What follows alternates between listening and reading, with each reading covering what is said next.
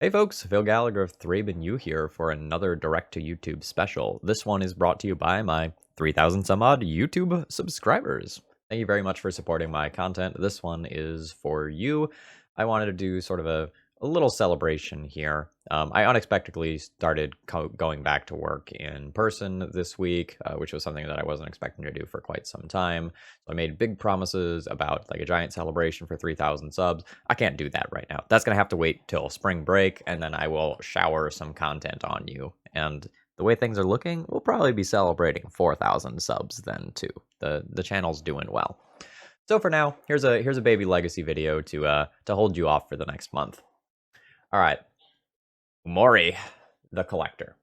I'm gonna have to read this one because even in the companion era, this didn't see much play. So its condition is that each non-land card in your starting deck shares a card type. That's artifact for us. And when it ETBs, you choose a card type. Spells you cast of the chosen type cost 1 less to cast. So this can make all of our artifacts cost 1 less, which is cool sometimes with things like Walking Ballista. Admittedly, by the time that we pay 3 mana for Umori, and then like pay 4 to cast it, that clause isn't super relevant anymore. But the fact that we can get a 4/5 out of our sideboard for free as a Stompy deck means that on the draws where we just have a bunch of like Thorns and Chalices and Torpor Orbs, we still have a win condition, and that's kind of a big deal. I often call this style of deck Black Steel. That is, it's a Steel Stompy deck that has splashed black. Vault Scourge is kind of a colorless card, so really the main deck black card is Armix Filigree Thrasher. So when it attacks, you can discard a card. If you do, target creature defending player controls gets -X/-X, where X is the number of artifacts you control plus the ones in your graveyard. So essentially, you can kind of like Doomblade a creature every turn if you're willing to discard a card. And for an aggro deck, that's pretty cool. Otherwise, the core of the Steel Stompy shell is certainly here. Arcbound Ravagers, Steel Overseers, Stonecoil Serpents, and Walking Ballistas for all sorts of +1/+1 shenanigans. I like the Torpor Orbs in the sideboard. This is a card that I've been super impressed with because it helps stop the Thassa's Oracle decks, and as we saw in my Hushbringer video, it actually does a surprising amount of stuff other than just that. Like the cards here are very targeted. Ratchet Bombs and Revokers for permanents, Grafdigger's Cage for graveyards, and Lucille because, I don't know, you want to play a Walking Dead card and, like, make a whole bunch of people mad and bemoan the state of Legacy or something like that.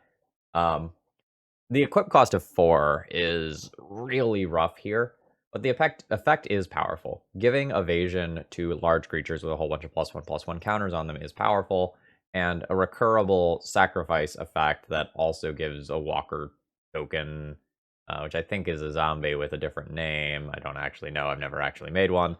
Uh, like, it is a powerful card, but I sort of question that one. Like, Umezawa's Jitte exists, Sword of Fire and Ice exists, the Blue-White Sword exists, and, like, the Blue-White Sword is real hot in this deck.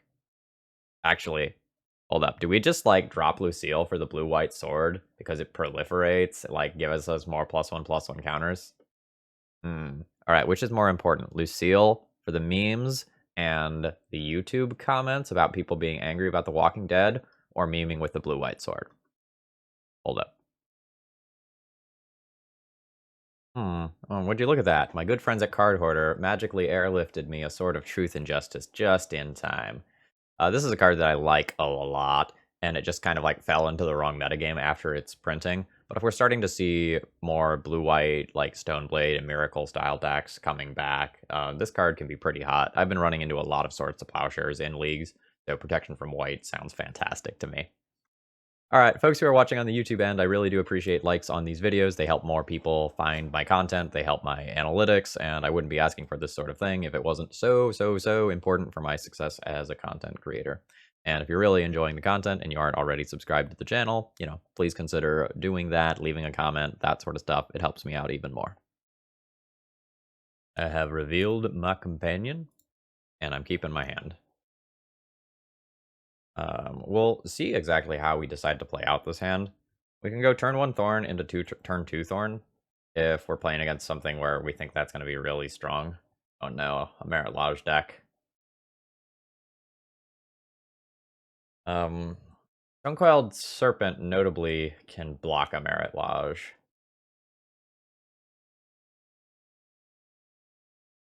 And that might be what our opponent is supposed to take here. My current issue is that Thorn of Amethyst isn't going to tax a Vampire Hex Mage. If my opponent just does that, I'm donezo. Just like Hex Mage and Depths. Like, just 3-card combo that gets me. I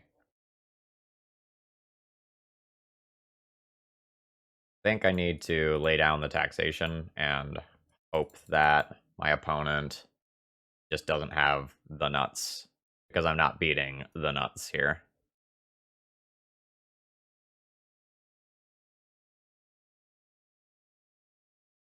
Alright.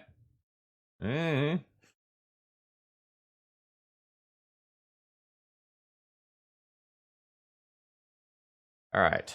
I can play another Thorn. Doing so is a touch awkward.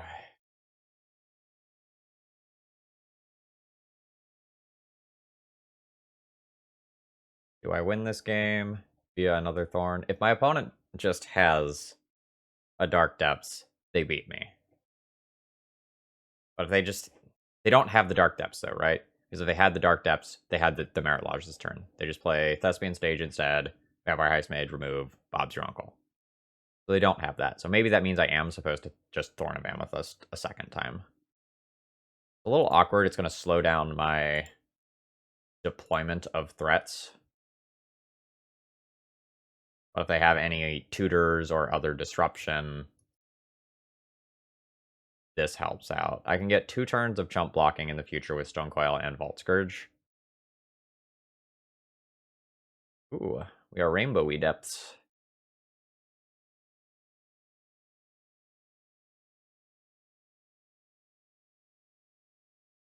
Alright, that's a dead card now. Oh, no, I need to click this in the other order. Do I want to play around crop rotation?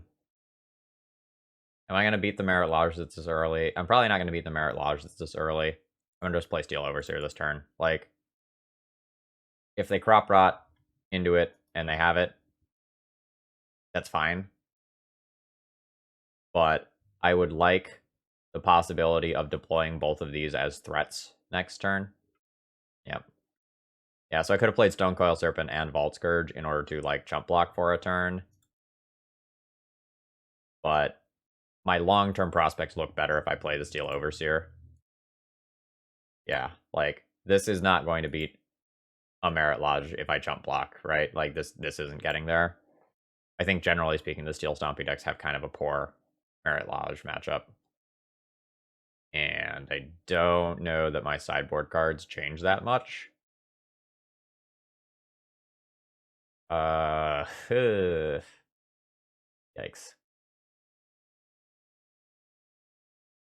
Like, I can play some Revokers over something else, and maybe I can consider the Sword for aggression. I assume that for consistency reasons, I should probably junk this.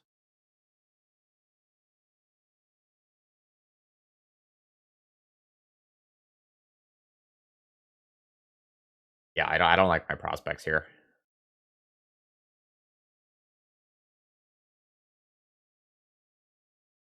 Maybe this just isn't as good as a body.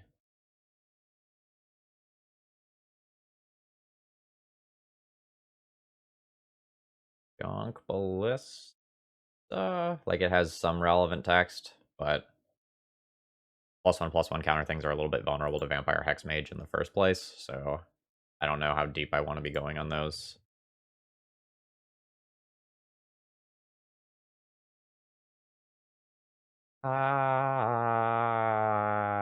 Yeah. I don't love it, but this hand has a plan. I like hands with plans.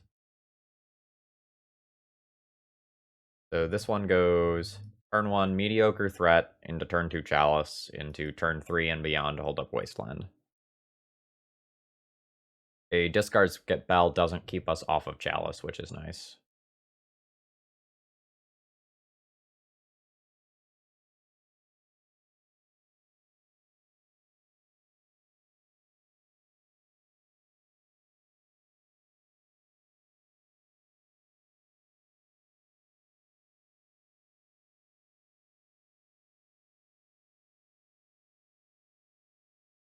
I don't want to play Thorn here, because Thorn just lets my opponent still, like, X-Mage plus depths and kill me.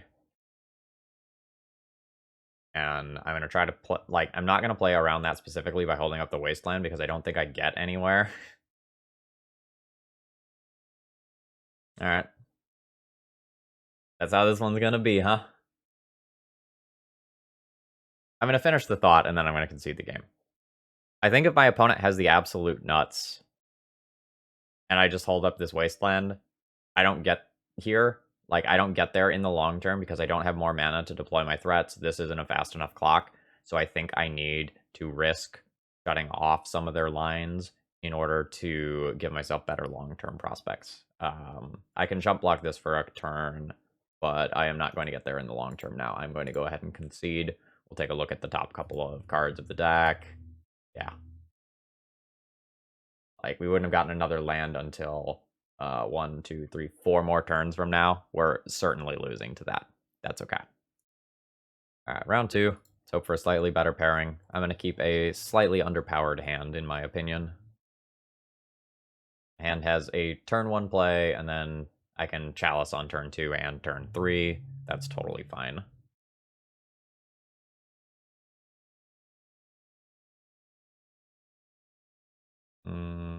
There's a world where we could Wasteland a Tundra if we draw another land, but we did not.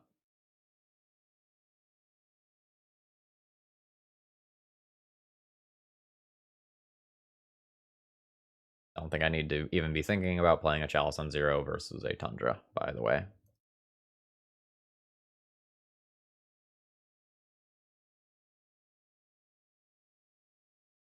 Opponent's pausing here, which makes me think Swords to Plowshares.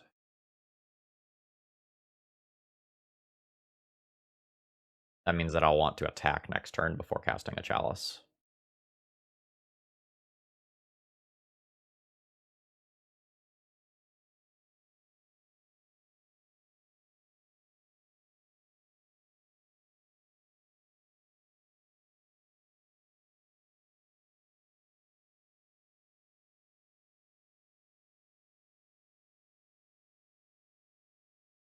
If I had another land, I would Wasteland my opponent this turn, but I don't.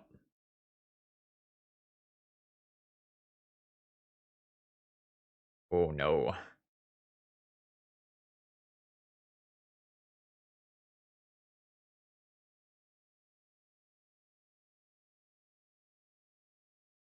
Well,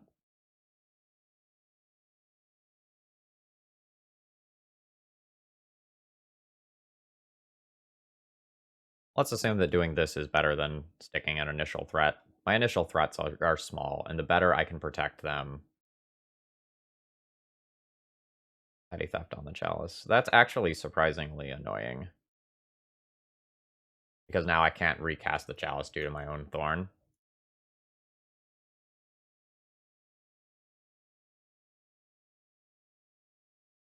Hmm.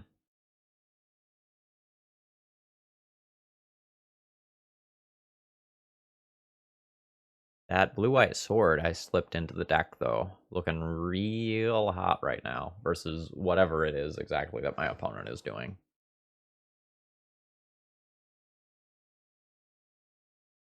They have Wasteland, so they could be like a blue-white Delver deck, but it's been a hot minute since I've seen any of those.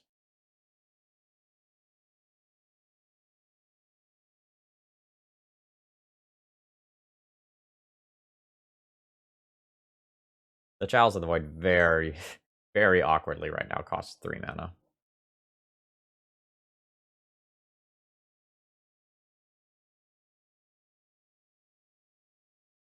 I'm going to start here. I want to keep my opponent from casting this Brazen Borrower next turn. They may or may not have another threat. And if I Wasteland this and then go to my second main phase, or they just don't float mana,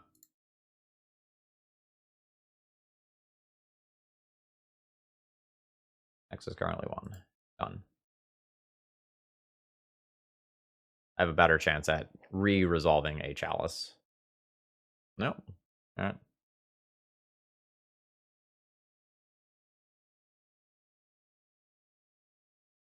As long as my opponent doesn't put, like, a Delver or equivalent or a Stoneforge into play, like, I can sit here and play this Chalice of the Void game for a few turns and probably come out ahead.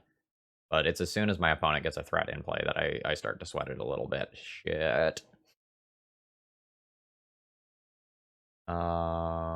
This is fine, though. This is a lot of damage to me, but I think I'll come out ahead for doing this.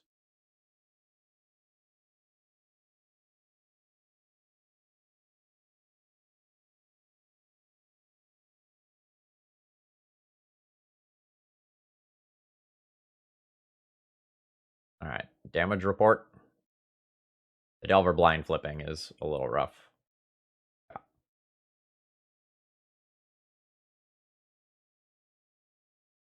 At least it blind flipped to a dead card.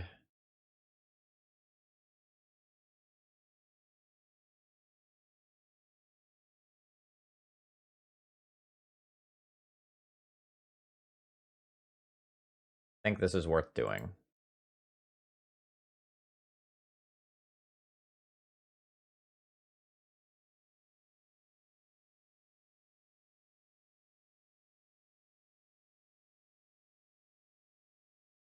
Like, the Arcbound Ravager, assuming my Steel Overseer lives, oh shit, is worth 3 damage next turn. I would now like to draw a Wasteland.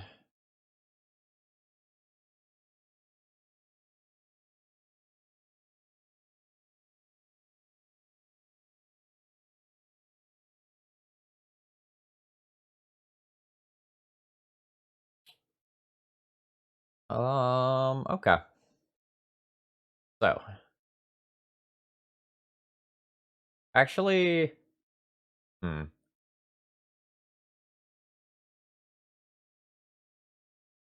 this isn't so bad. Yeah, maybe this isn't so bad. I think I put this into my hand with no intention of ever casting it.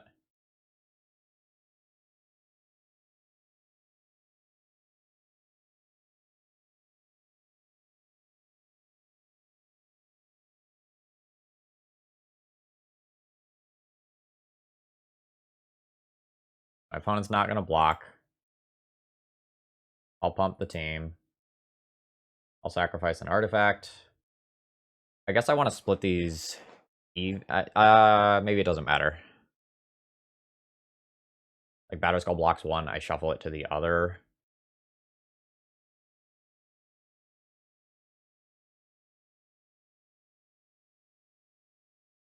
I could spend a couple of minutes here and, like, really think about how I want to do this.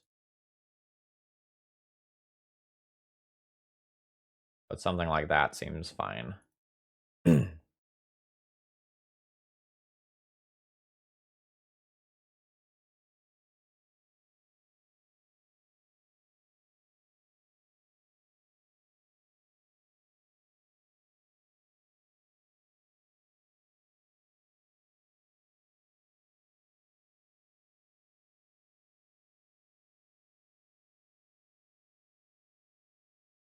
I can make it so that both of my Ravagers have to get blocked. Actually, I guess I can make it so that, like, if I just attack in with all 3 creatures, my opponent has to block all 3, or stuff dies.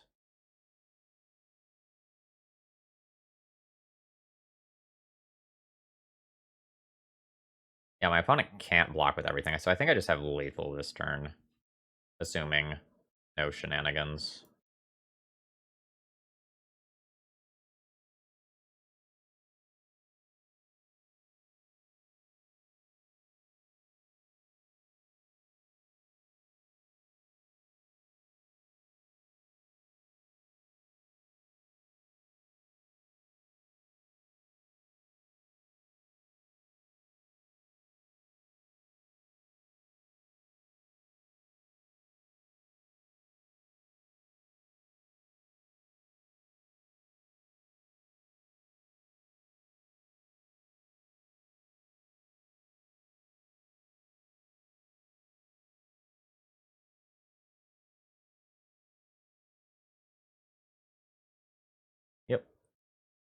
Okay.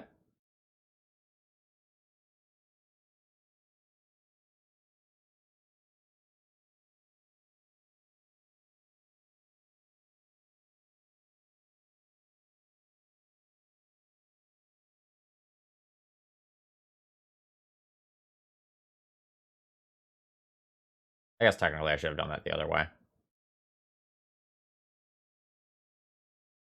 Should have sacrificed the Ravager using the other Ravager. But this just gives me lethal anyway. 10, 10. Yep, we can call it good there.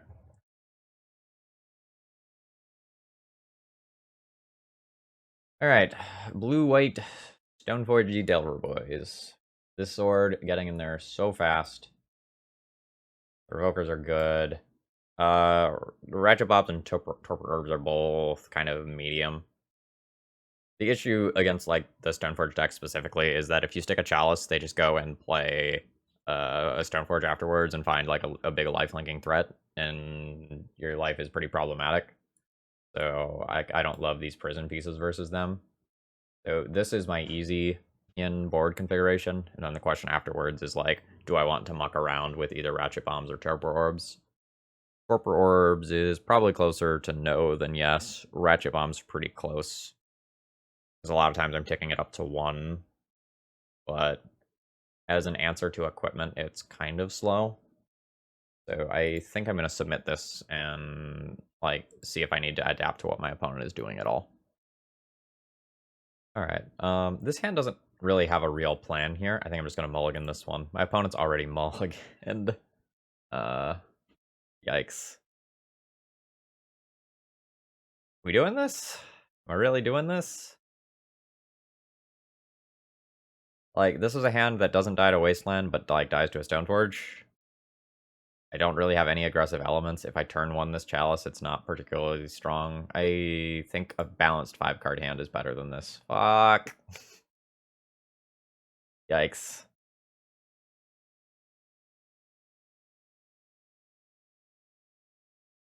My opponent's on 5 as well. I'm gonna go to 4.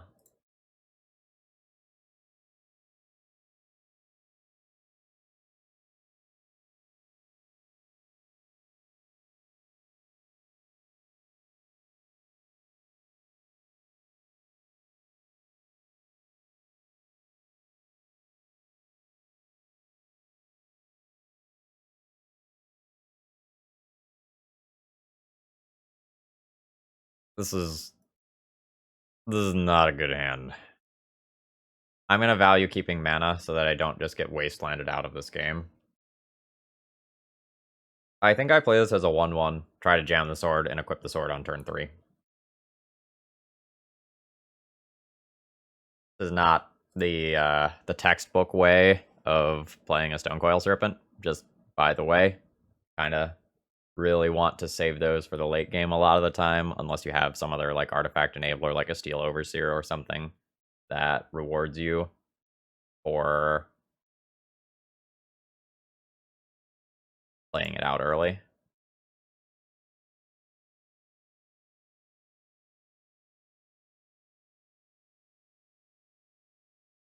I am going to deploy this. My opponent doesn't have white mana showing right now. So, like, I am good if this thing doesn't get Swords to Plowshare. That's another way to, like, really be in this game. I found the white mana.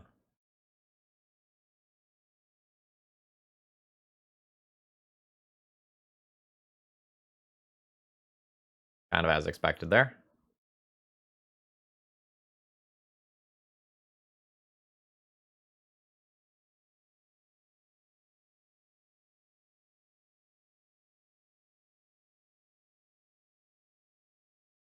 I'm going to play Sword of Truth and Justice next turn. My opponent showed me Spell Pierce in game 1, so I know that I need to respect that card. And there's a good chance that my opponent taps out for like a True Name Nemesis or a Stoneforge this turn, or like close to taps out. And then I can play around at least some amount of stuff. Ooh. I think the sword is too juicy to not go for, though. The Walking Ballista is great.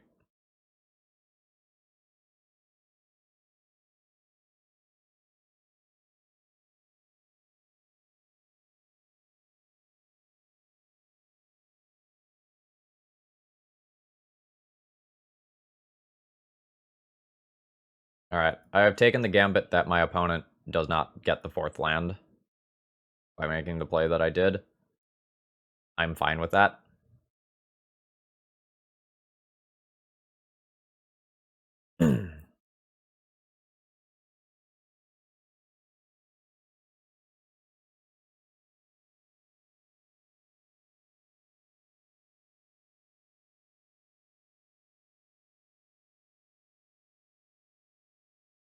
Protection from multicolored, right? Yep.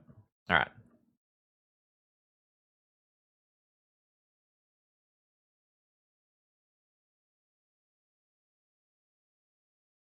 Nice. Draw.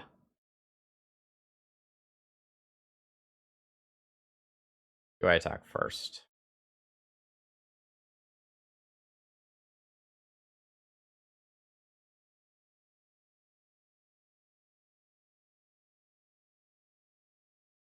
Probably attack first.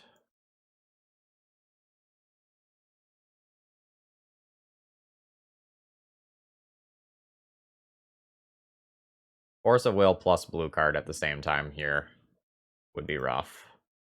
Otherwise, I think I have most other things beat.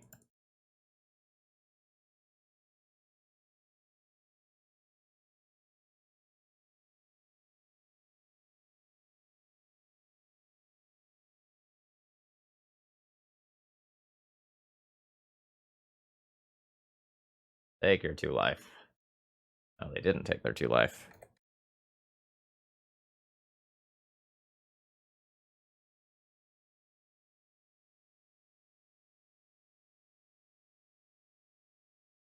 They have a disenchant effect. Life is real bad for me. But there's not too much I can do about that right now.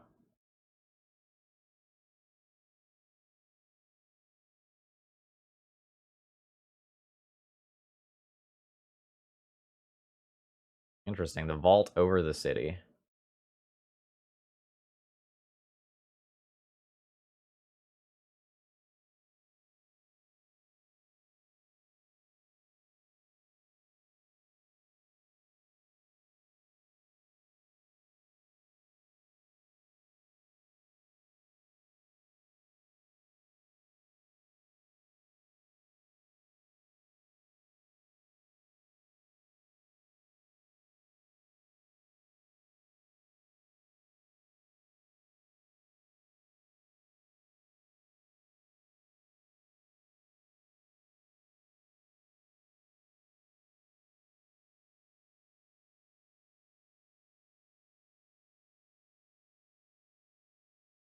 I think I wasteland now.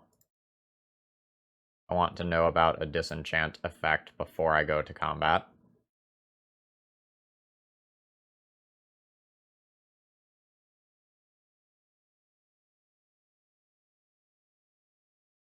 And I also want to know about that before combat.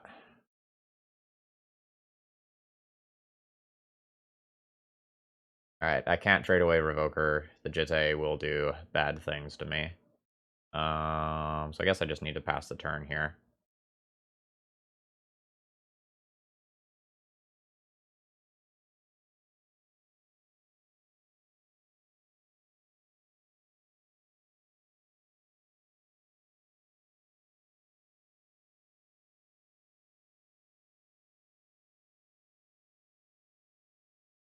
Feels sort of like my House of Cards is just the tiniest bit away from falling apart. Yeah, that's fine. I'll take this hit. Don't need to try to get cute with Walking Ballista yet or anything.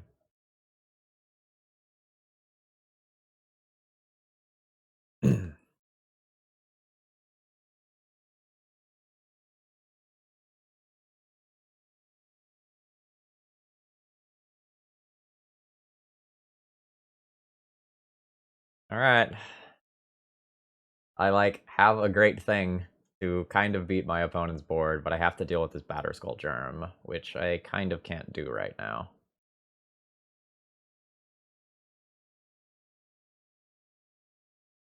I could equip the sword to the Walking Ballista and then trade Walking Ballista for the Batterskull. But if I do that, a Swords to Plowshares annihilates me. I guess my board is already pretty bad. Like, True Name plus, like, Batterskull long term is going to be a problem. Yeah, maybe I do need to just take the risk here.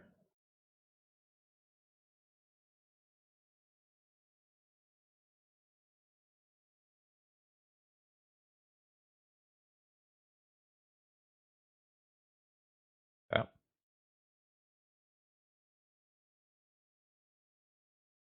Tradesies. Alright, don't Swords to Plowshares me and punish me. Hmm.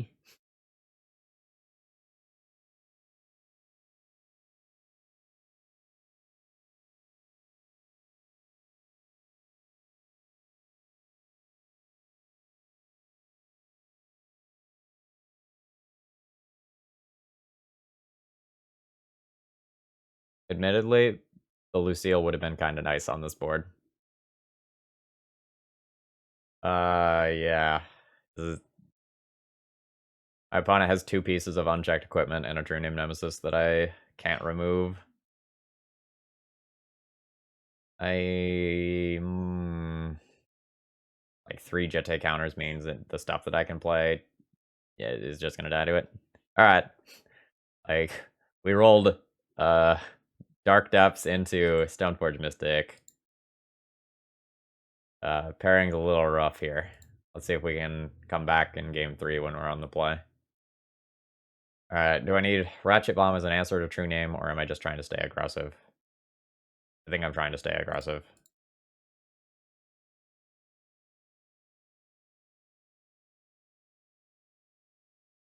Like, at the end of the day, my opponent's deck is going to get better and better in comparison to mine the longer the game goes. We both mulliganed into absolute oblivion that game, and we did get a pretty reasonable back and forth game out of it, so I'm happy for that.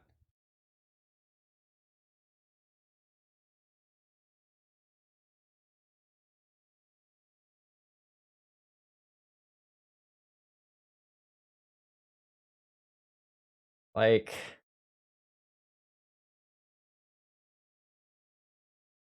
I'm not really happy with this hand. This is interesting and cute, but I don't feel like I have a real payoff card. I'm gonna ship this. I think this one's a little bit better. Turn 1 Vault Scourge, turn 2 Ravager, or maybe turn 3 Ballista. I'm still just, like, not in love with this.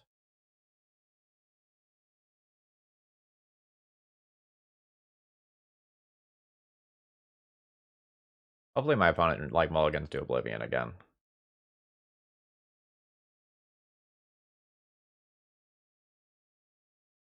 The thing I don't like about this hand is that I'm somewhat likely to have to, like, YOLO the entire game on sacrificing Ravager and putting a bunch of counters on a Vault Scourge.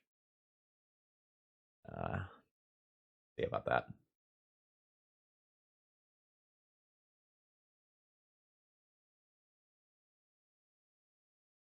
Like, we really wanted, like, a Chalice hand on the play, but I don't know that I want to go to 5 for that.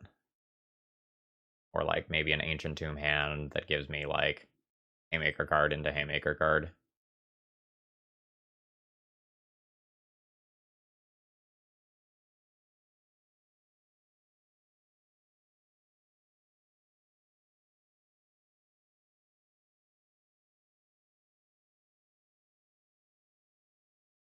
Well, this isn't getting Spell Pierced this time. So it's a 2 for 1 if my opponent wants to answer it. Alright, we got a Ponder. Opponent doesn't have or doesn't want to use a Swords to Plowshares currently.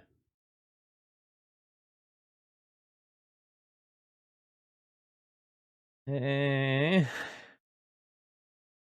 is almost certainly a Stoneforge if they kept this hand. Ooh. Hello. Is that what we call time?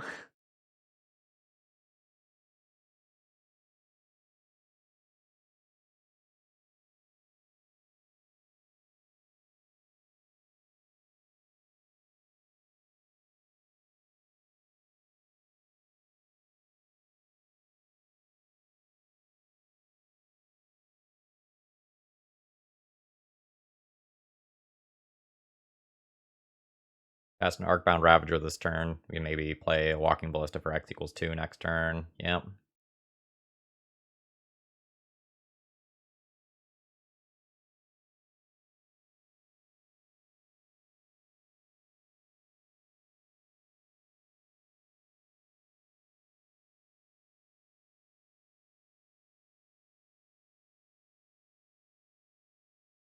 Yes.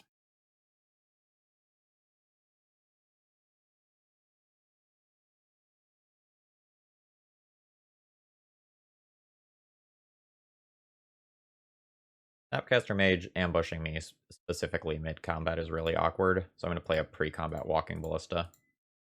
I maybe miss out on 2 damage some portion of the time for doing this.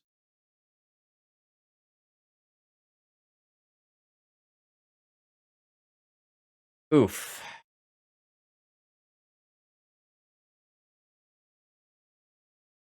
Alright, so my opponent has interacted with me 3 times already.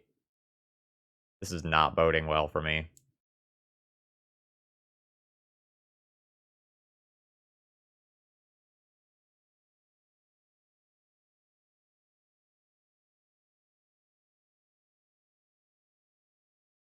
I'm just gonna do the 2 here.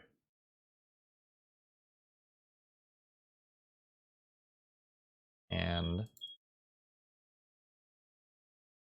ooh. Looks like you all aren't picking up my smoke detector. So I don't think you can hear that. That's good. But it's loud.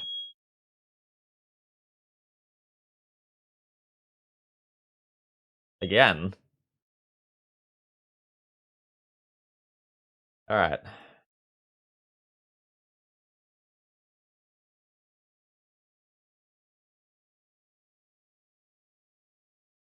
I feel like I've gotten tad unlucky here. Ooh, but my opponent doesn't have another land. That's good news for me. I'm not going to play around the 4th Swords to Plowshares here. They have it, they can have a shock for it.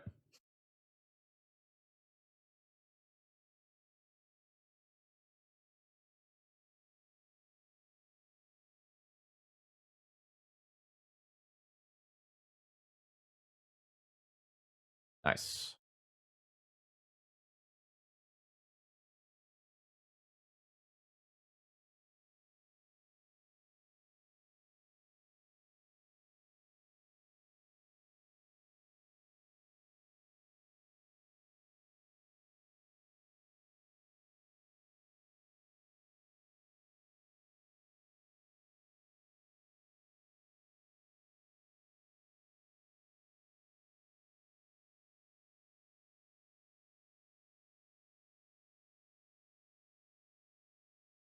Not let a Batterskull sneak into play here. And then let's grab my companion.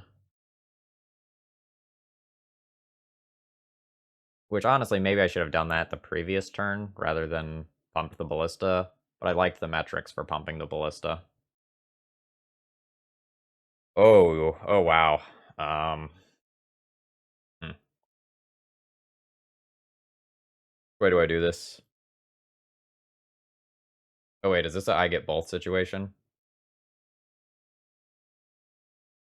Yeah, it is an I get both situation if I play Umari first. Actually, I guess I should not tap that way, right? Tap this way.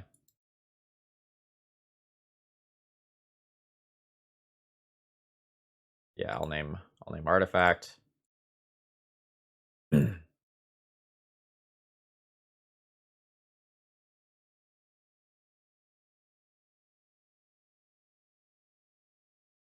Getting randomly get dazed. That's nice. I think I'm willing to attack with Revoker.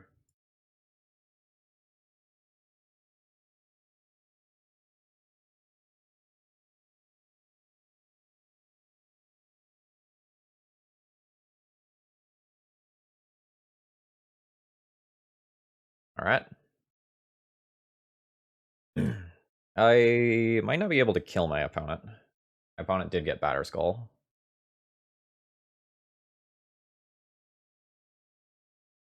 Guess I can see what Crystalline Giant rolls. First Strike. First Strike's really good.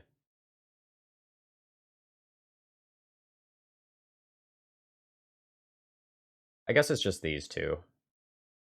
That necessitates probably a chump block with the Delver and Praying. If I attack with the Revoker... Actually, maybe attacking with the Revoker is good too. Like, Umori has to be... Two of my creatures have to be blocked if Umori comes in. By attacking with the Revoker, if my opponent blocks Revoker with Delver, they die. Yeah, this attack is fine. I guess it gets a little wonky if they have a second Stoneforge Mystic.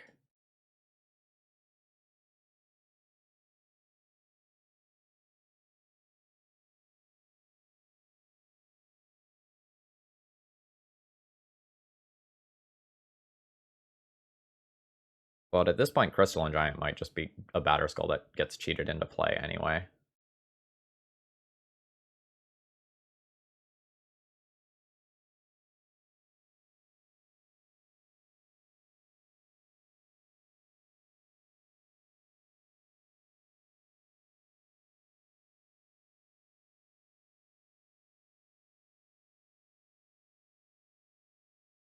Alright.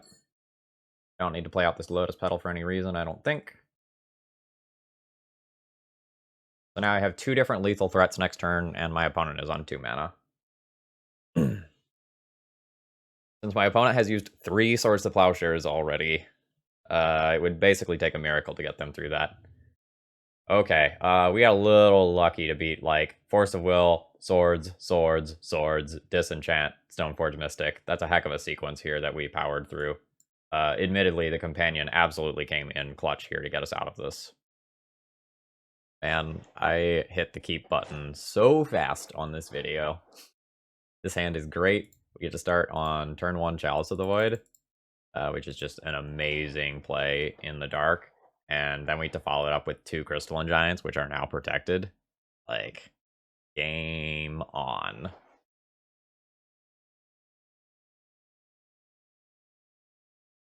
This likely means that we're playing against Delver, and so a Chalice on 1 is just a huge get early. I think this is worth doing rather than playing a Crystalline Giant next turn.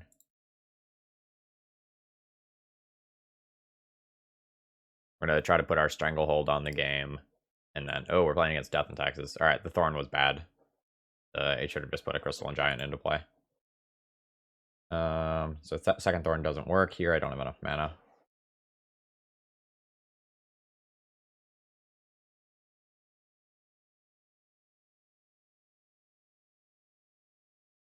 Yeah, we're good with that. We're gonna outpace that very quickly as long as we draw a land.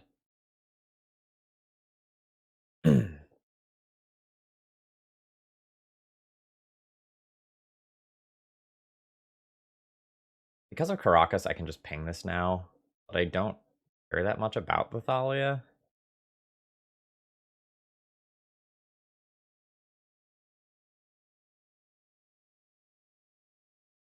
Yeah, that's fine.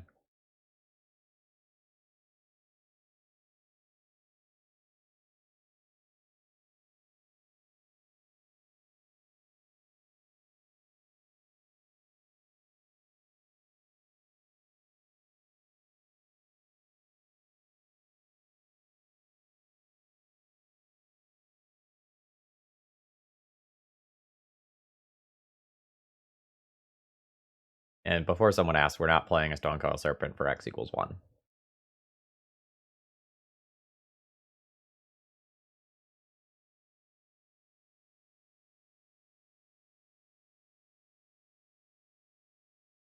Well, that's bad.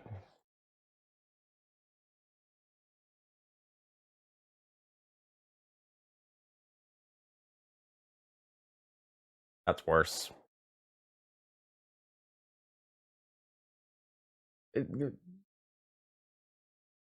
This doesn't matter anymore. Like, this game is not about Thalia. Like, I didn't answer that creature. This game was about a Batterskull and you being able to mana deny me off from ever playing anything that mattered.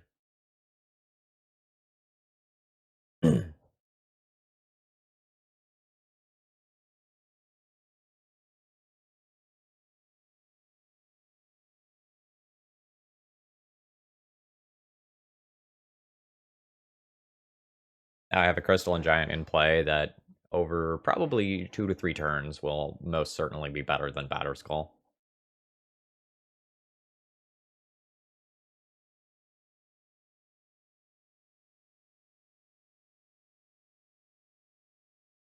Man. Alright.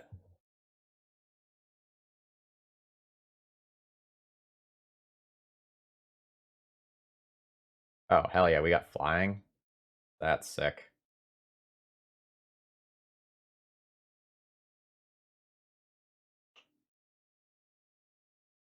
That one can attack in.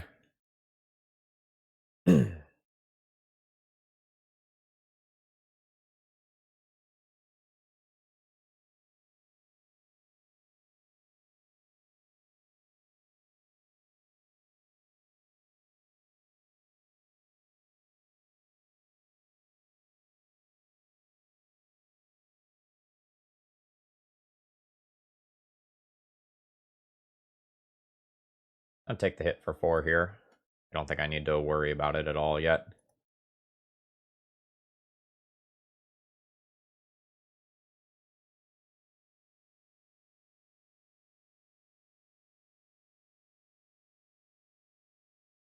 I will not just criticize my opponent into oblivion for their play. I won't do it. I'm gonna try not to do it. Okay.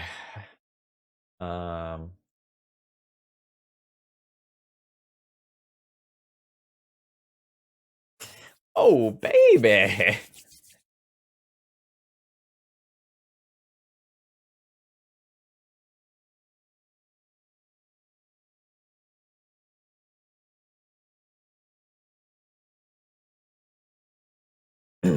I have a lot of lines available to me.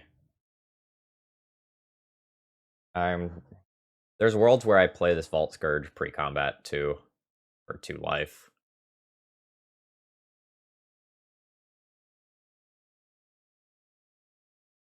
Think that's fine. Maybe I don't. Maybe that's greedy. Like, if I roll a lifelink on one of these, maybe I want it.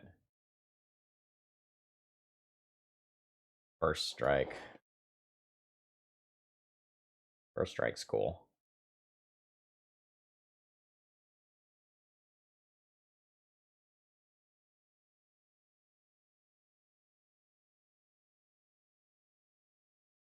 I think that one's just gonna crash in this turn.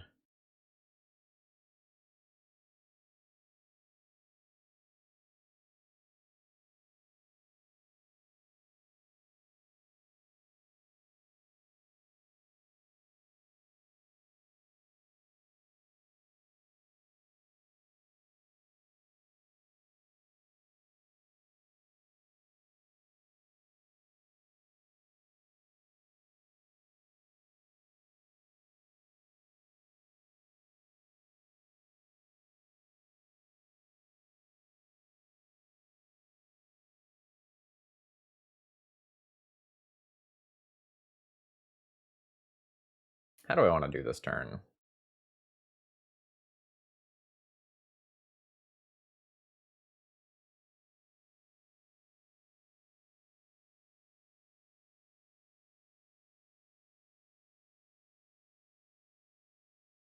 I don't know that I want to take this hit in case something goes wrong. I kind of just want to block with Ballista and sacrifice Ballista to Ravager. Assuming that I just, like, go ham on one of my Crystalline Giants with the +1/+1 counters. But there is Flicker Wisp to think about.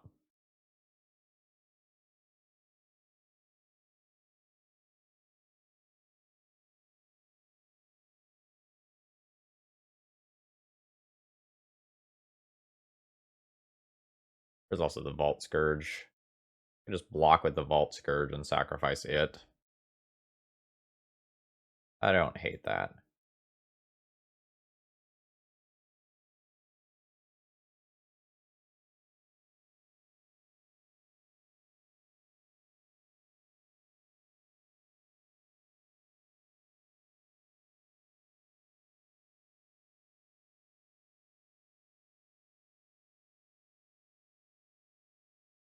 Okay. What would you like to do with that?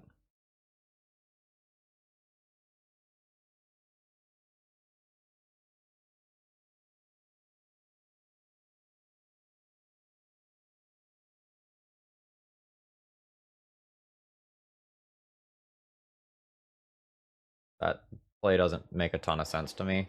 Like, even if they have Swords to Plowshares, it's not currently castable because of their own Thalia.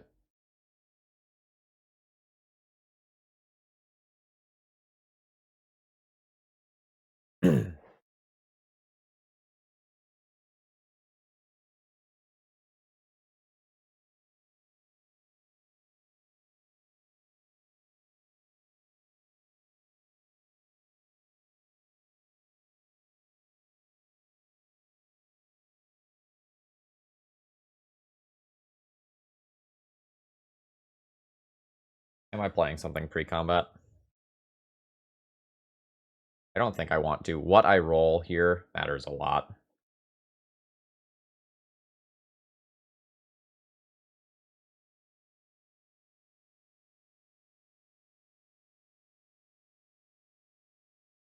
Like, I would love to just get a hexproof counter here.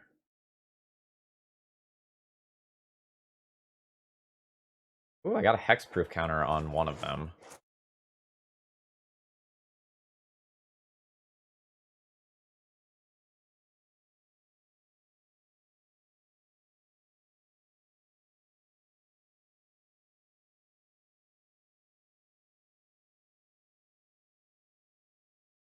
So this one is 100% attacking. That's just safe. Is this one attacking? My opponent blocks with Batterskull.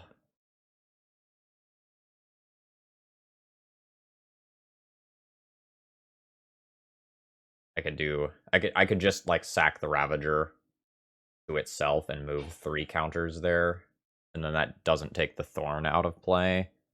You get blown out by a mid-combat Swords to Plowshares or anything like that.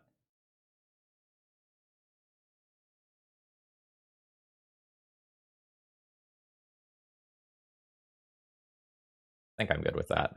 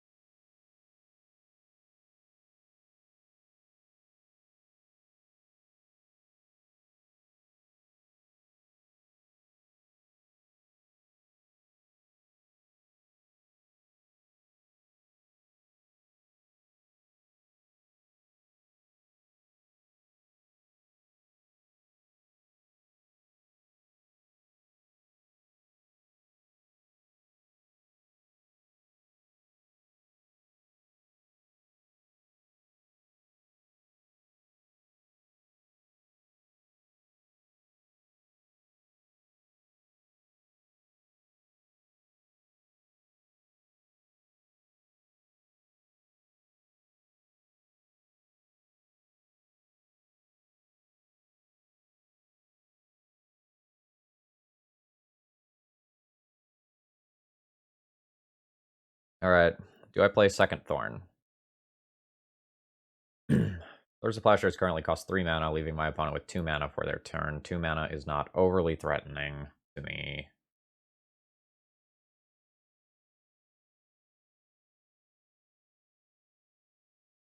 and I have 5 mana or just move Batterskull somewhere kind of covered with the Walking Ballista already.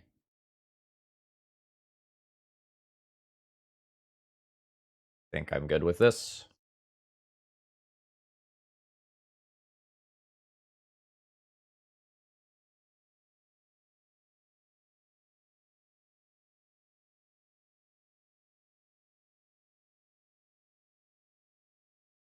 Notably, my companion is borderline going to be useless in this matchup because of Karakas being, you know, the legendary bounce cannon that it is.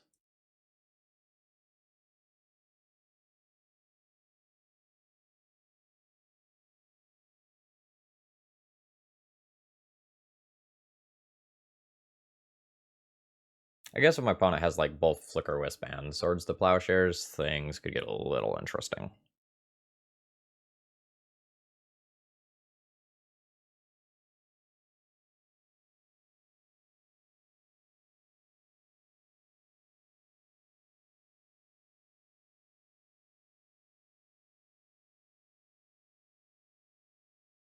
Oh, there they go.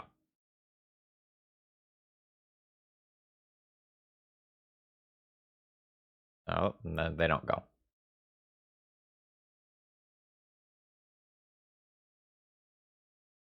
Okay, my opponent played and legend ruled a Karakas and is now going and equipping a Skyclave.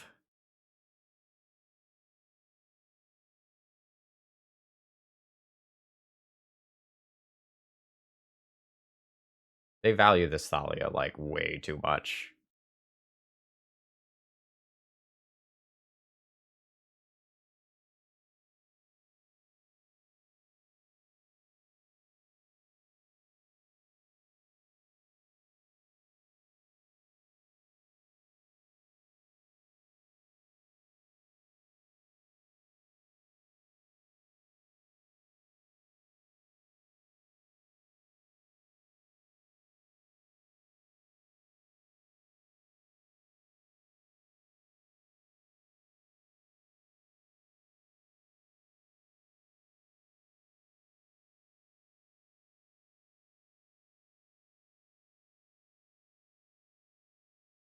I guess I'm playing this pre-combat.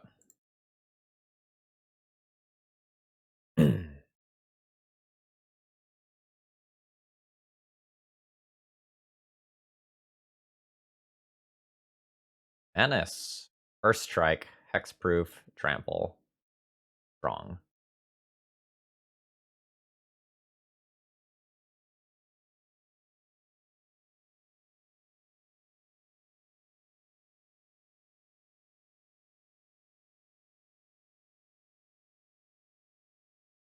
Yeah, that's fine.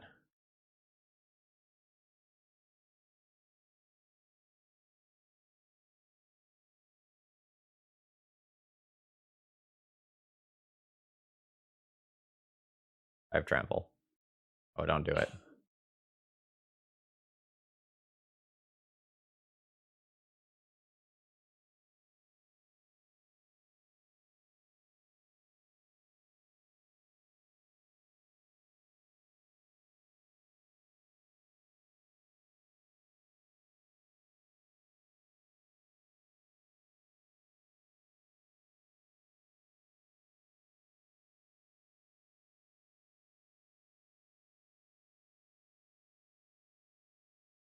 So you gotta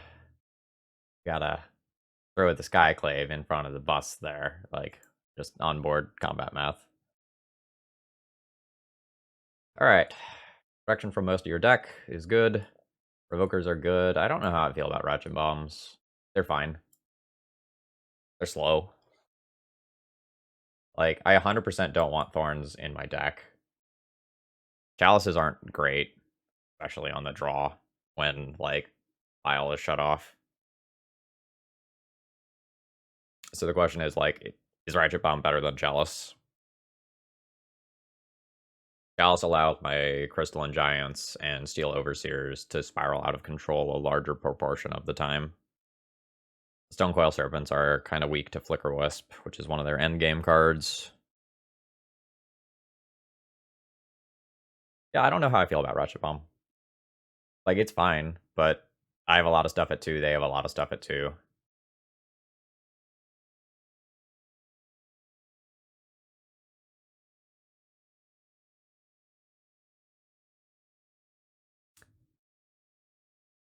Torpor Orb is also reasonable. Torpor Orb might be better than Chalice. Like Stoneforge, Flicker Wisp, Recruiter, all just get turned into smaller creatures. That's interesting. So I have 6 1-drops that I care about, not counting Ether Vials when I'm on the draw. Maybe I do Torpor Orb. Let's try this out, at the very least. I think this is fine to try out.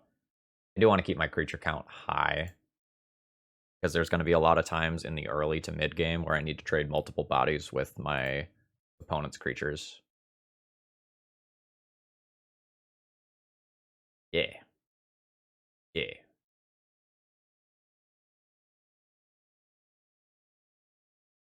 I think this is just going to be a turn 1 Torpor Orb, too.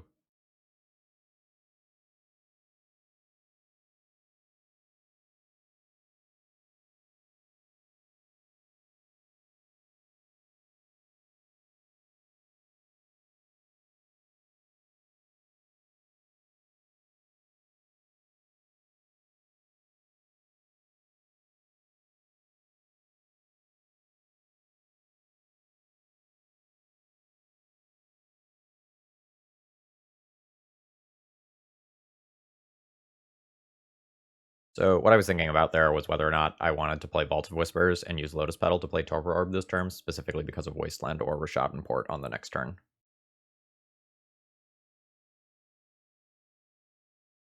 That was my pause.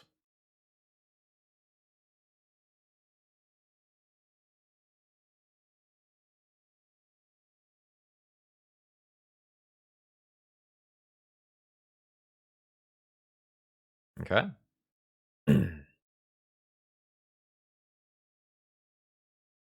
Can I meaningfully double spell this turn as to better play around a Swords to Plowshares?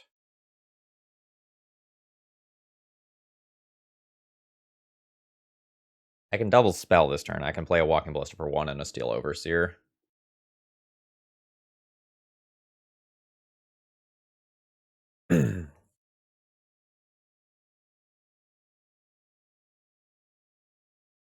I would much rather Walking Ballista for X equals 2 than X equals 1.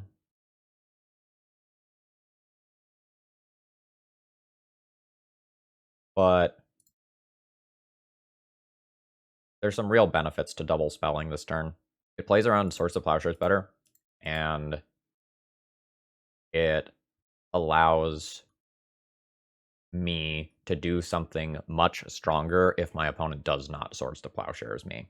So if they don't Swords to Plowshares me and I get to untap, play Crystal and Giant, my Steel Overseer activation is worth 3 immediate power, 2 of which can be converted into damage on my opponent's creatures. I think that's worth a Lotus Petal here, especially since my opponent mulliganed and is down 1 card from a normal game anyway.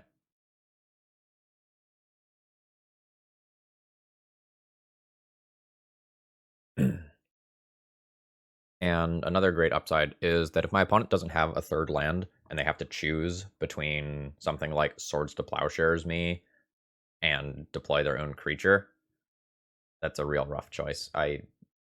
What? Sure. That's not going to do as much as you want it to, I don't think. You have to name.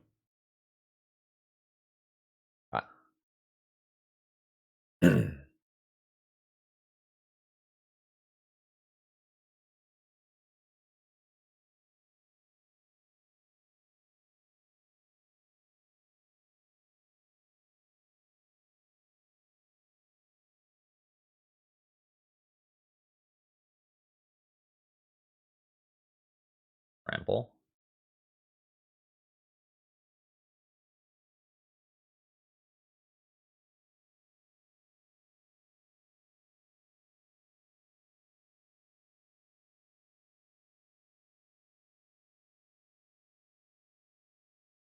Am I just leaving everything back?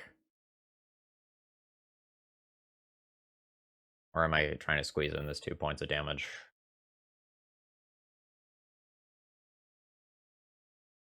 I think I'll just leave in I think I'll leave everything back.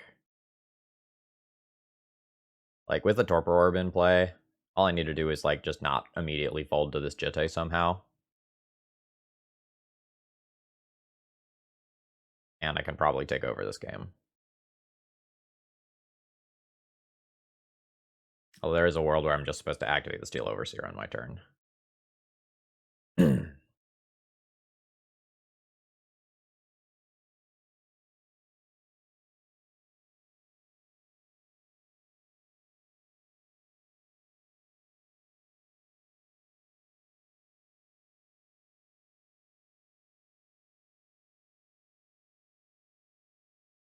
I think I offer my opponent my Crystalline Giant here.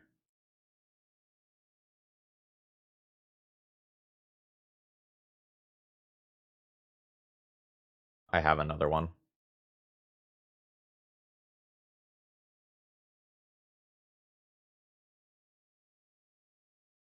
They probably have to use the 2 Jitte counters immediately to kill Walking Ballista.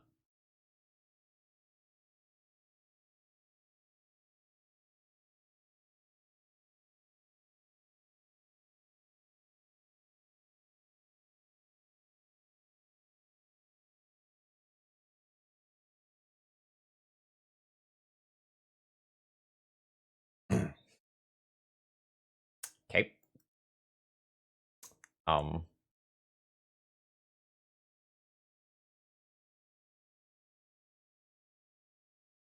Don't know what your plan looks like.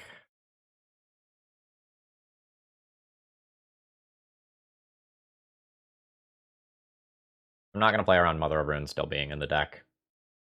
Just going to throw that out there now.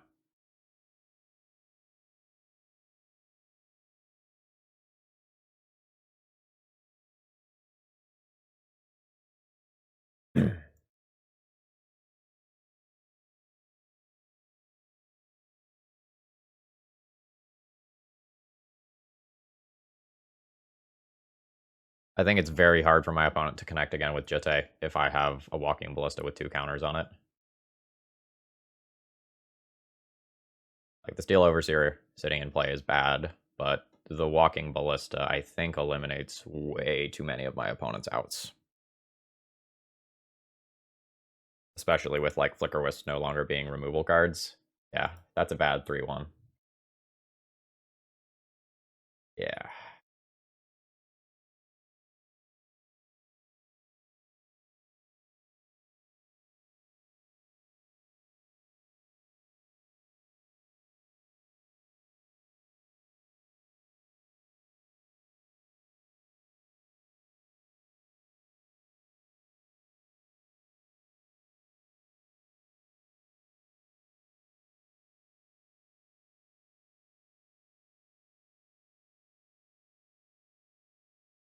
We'll shut off the Vial there. I'll ping a Flicker Wisp.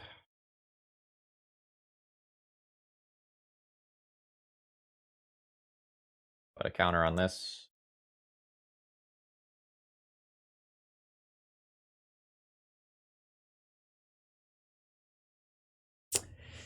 Yeah. I don't think our opponent took the lines that best led to their victory in this match. I don't know what their hand looked like, but from my end, it felt like they were losing a lot of percentage points based on the way that they were playing.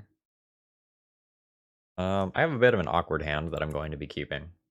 This is a hand that is going to be soft to a Wasteland, but otherwise will be pretty strong. We will be playing a YOLO Crystalline Giant on turn 1. And the reason is that I can still play a Ravager or a Stonecoil Serpent on a future turn, but it becomes much harder for me to play a Crystalline Giant later.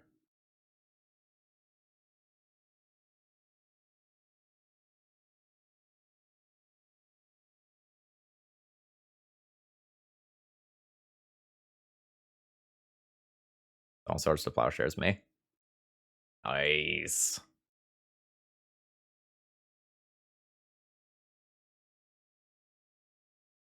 I think next turn is Ravager in the dark here, not knowing what my opponent is playing.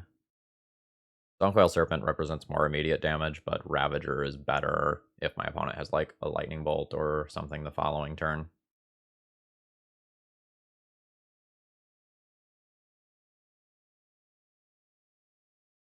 Hmm. I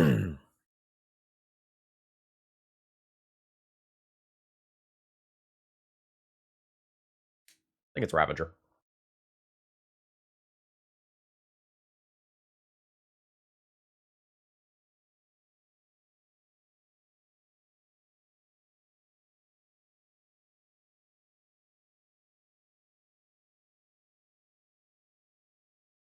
And we're not going to play Wasteland. We're just going to keep the City of Traders around.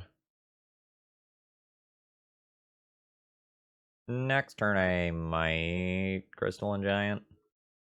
But, like, one of those in play is normally fine against these. Oh, no.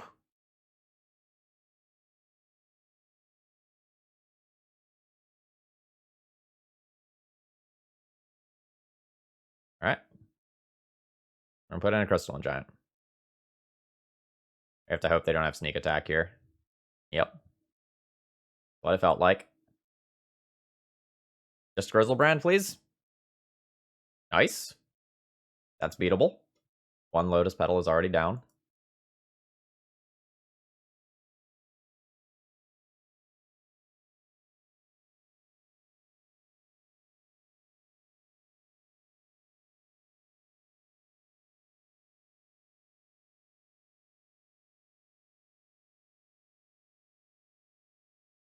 Notably, this does have reach. There's some worlds where that becomes relevant.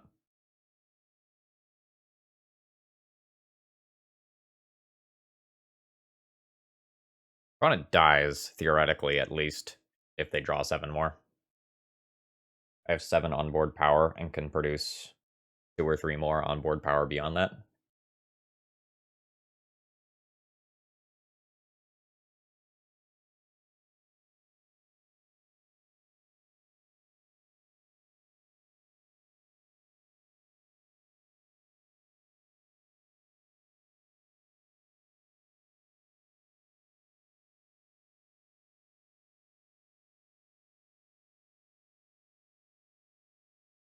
I don't think I'm going to be able to beat an Emrakul. I am, like, both at 13 and not quite to crazy number of permanents yet.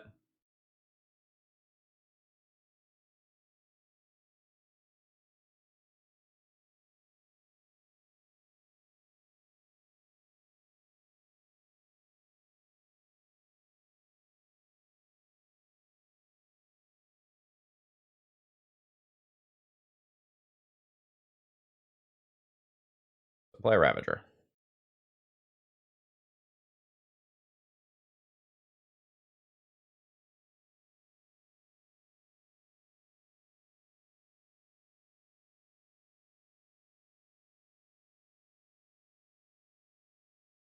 I'm not going to be wastelanding this. I want to maximize my damage this turn, I think.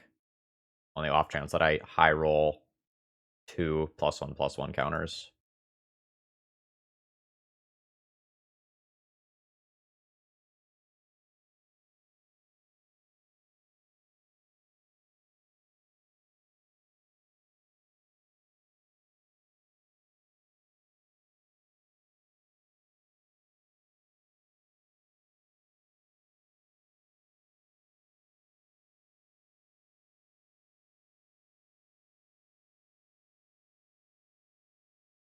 Death Touch, Flying, Reach, First Strike. I guess we'll put it here.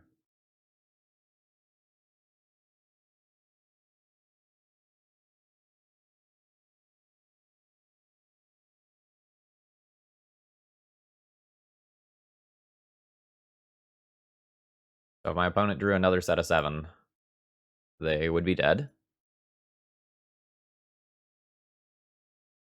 And they would have been dead even if they force of willed one of my cards. That would have cost them 1 life as well.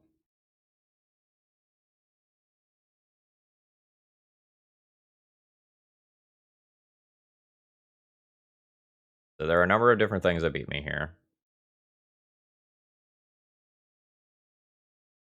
Rough. I didn't waste land, and then I get hit with Show and Tell Omni instead. Alright. So be it.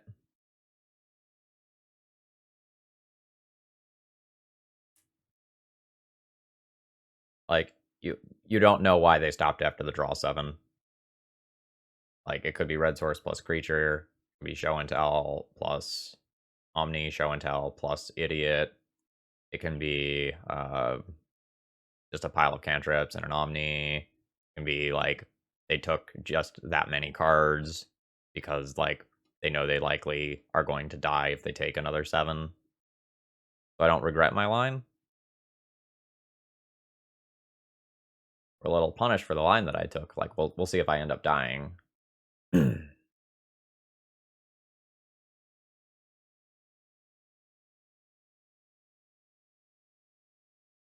Bottom with Preordain.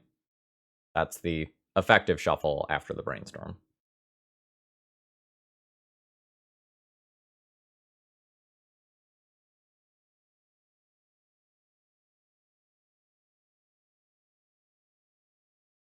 Liz?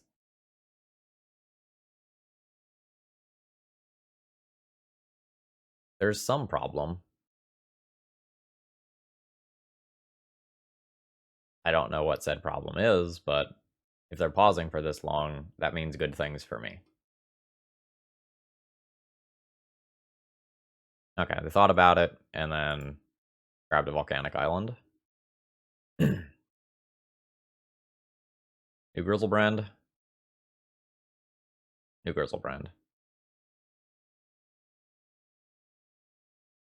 So that hits for 7 and puts them to 13.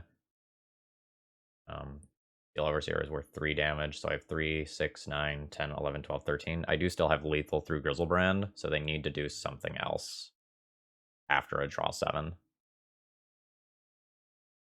They need to find a Grizzlebrand or an Emrakul.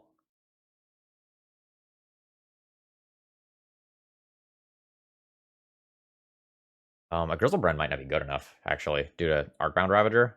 I just sacrifice whatever they block and get in there.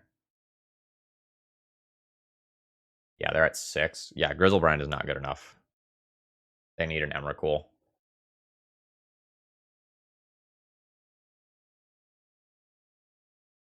So this Ponder probably just shuffles from the Brainstorm. Yep.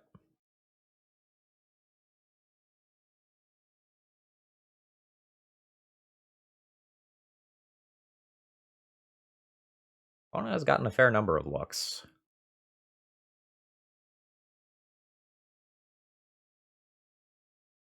Alright, they found the Emrakul. They concede.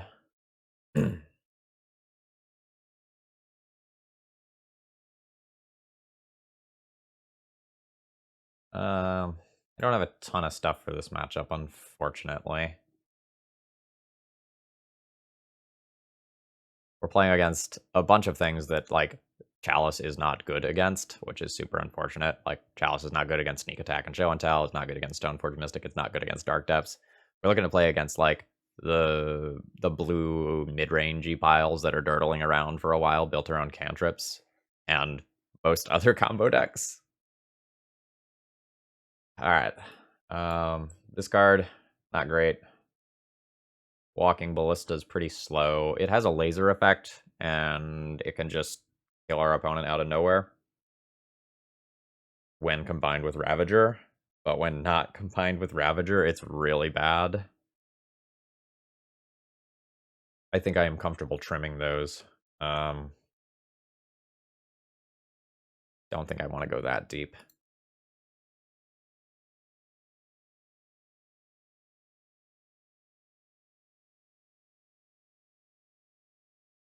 Yep.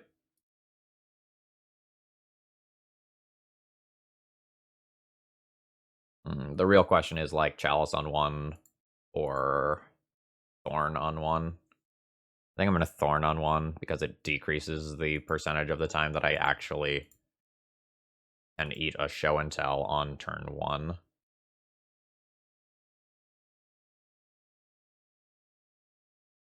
The downside of doing this is that it's harder for me to cast a Chalice next turn if the Thorn actually resolves.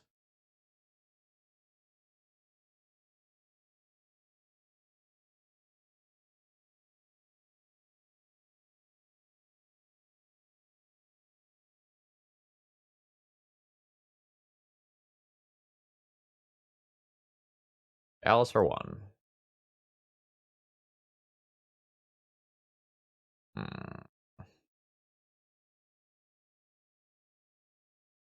I'm scared. There's a very good percentage of the time here where my opponent just combos off and ignores Chalice.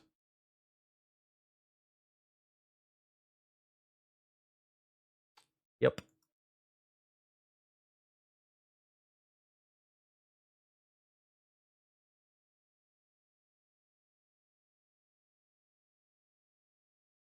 Island, Soul Land, Omni, Emrakul, Show and Tell, Force, blue card. Just saying. Just saying. Alright, I've kept my opening hand and my opponent has mulliganed to 6. The real question here is, like, is it turn 1 Crystalline Giant or turn 1 Steel Overseer? I think it's turn 1 Crystalline Giant. The chance, like, working towards the world where I get to eye roll and get, like, a +1/+1 counter that takes it out of Lightning Bolt range, or a hexproof counter that ignores my opponent's removal. Like, those are scenarios that I very actively want to work towards. And if my opponent doesn't remove this, and I get to go, like, wasteland their land and play Steel Overseer, that's a really powerful follow-up.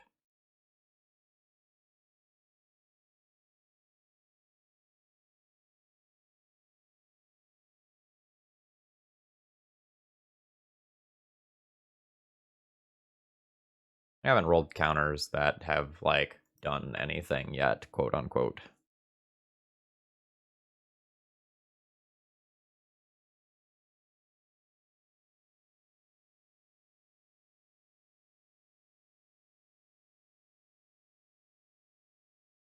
Is this a 1-drop?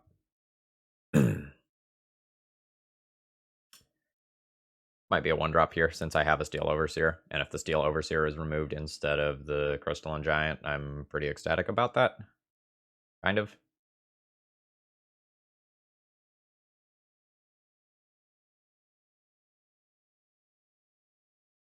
Yeah, I think I'm good with this being a 1-drop. Like, this is an aggro start. If my opponent is a combo deck, I just need to get them dead. They are a controller tempo deck, and they don't interact with me in the first couple of turns. I'm also just in good shape. Oh man, if I get Terminus 3 for 1 here, I basically just need to concede the game on the spot.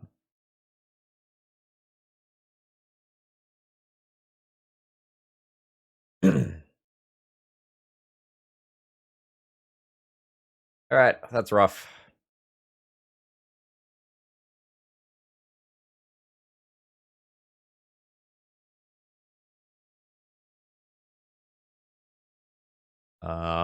I would put myself at maybe 15% to win this game from here. Like, my opponent is going to search out basic lands, so my second wasteland is not going to do anything. I have 1/5/4 left in the tank that I, or sorry, 4/5 left in the tank that I can't cast anytime soon. This is very exceptionally bad. Yeah, that's a fine draw, but really too late in the grand scheme of things.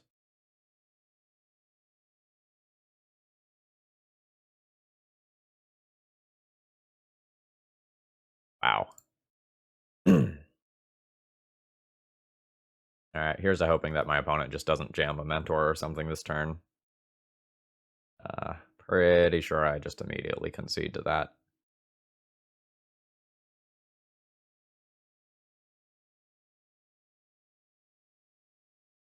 Alright.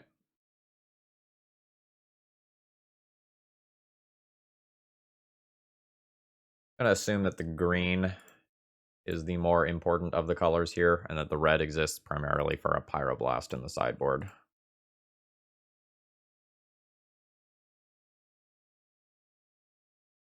Could be wrong, but that's my read on the current situation. My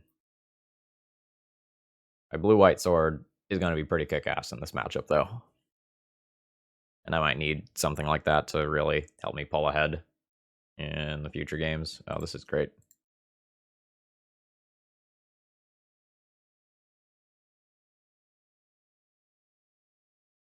All right, we can't get a break this time.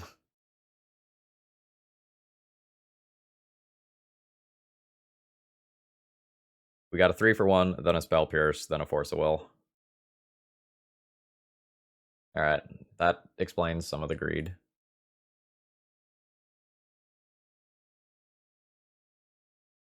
We would much rather have the Chalice than the Thorn. But, like, we've got what we've got at this point. Like, we're playing the top card that's on our deck every turn.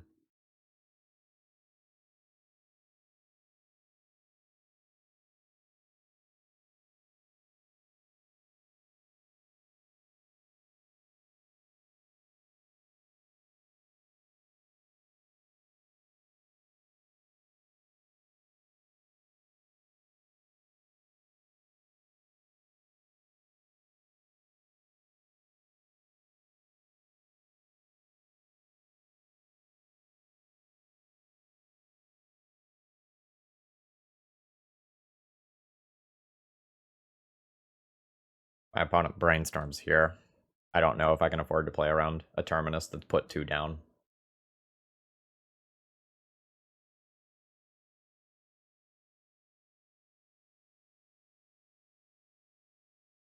Every turn here is just of critical importance.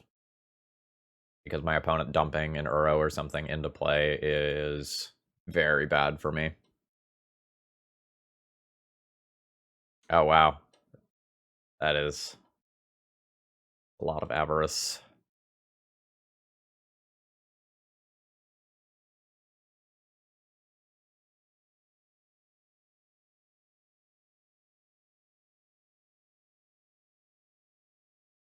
Yeah, I mean, that was the fear. Worse if they hit the land. Alright, they didn't hit the land. Good news for me.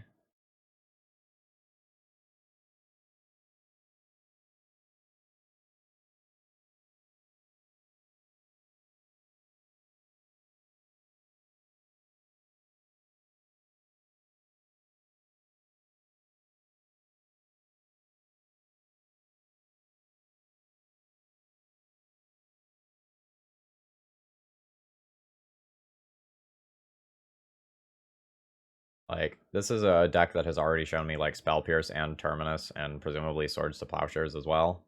I don't know how much I like this.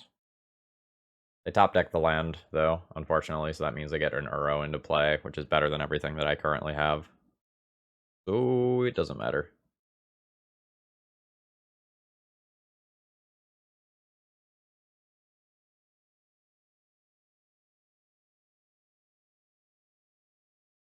Oh, great. What is this? Oh.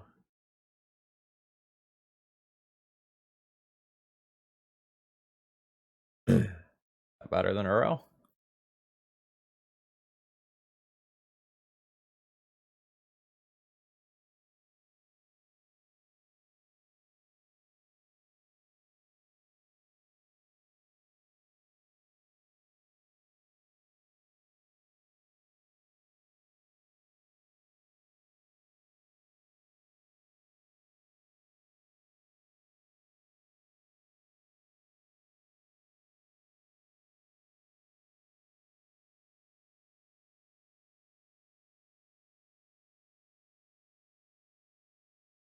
I think I need to get a little feisty here.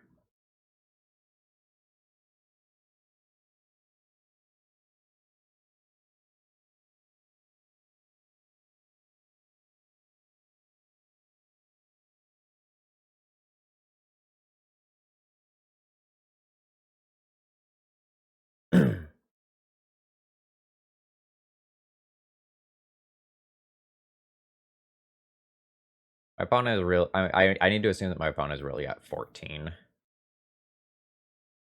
This 5/5 Vault Scourge how I get there? Like, how do I beat the Uro? I don't think it's going all in on the Vault Scourge. I think it maybe needs to evolve a Crystalline Giant or something later. I think I'm okay at this happy medium point.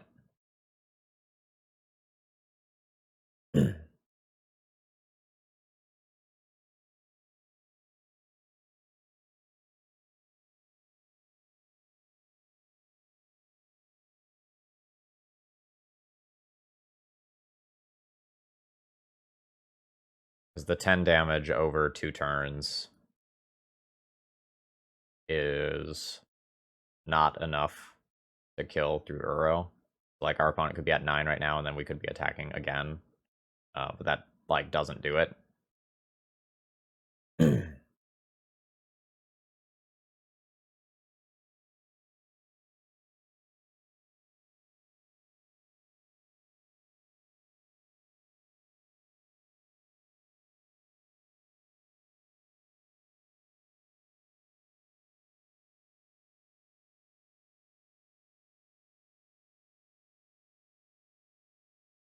With my opponent at 6 cards, I'm not going to go all in on the Vault Scourge and just try to out-damage that Uro over time. I think I need to roll things a little more conservatively and keep this taxation effect around.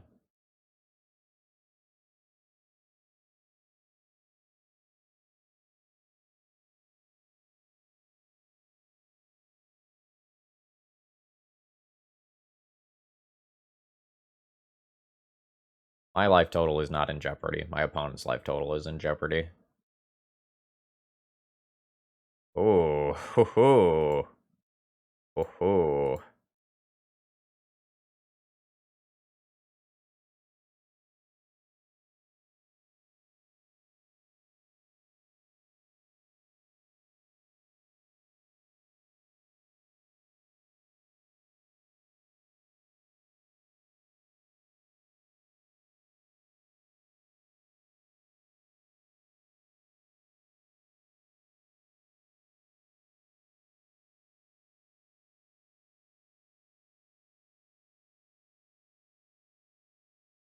A weird little sub-game might end up happening here.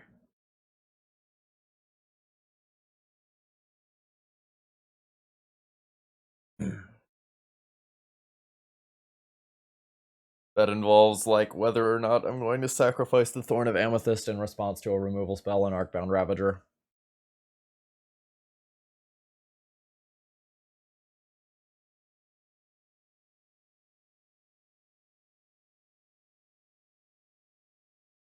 Five damage, puts my opponent to 6.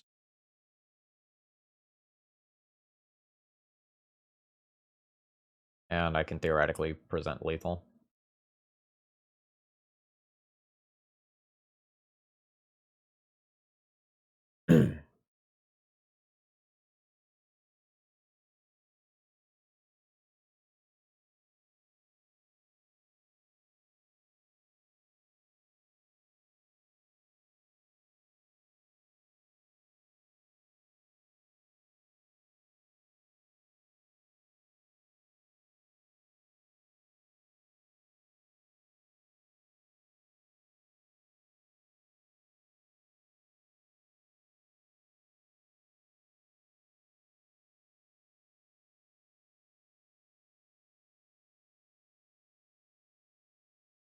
Okay, it's on Walking Ballista instead.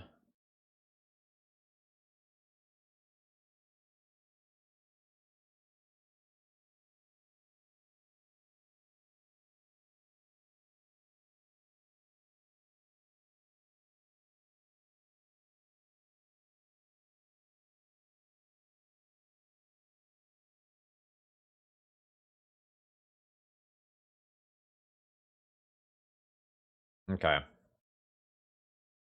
6 damage puts my opponent to 5, then they go back up to 8. I don't think I can remove my Thorn. I can sack this Vault of Whispers. I think I like doing that.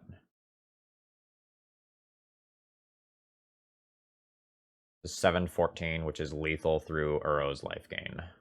next turn.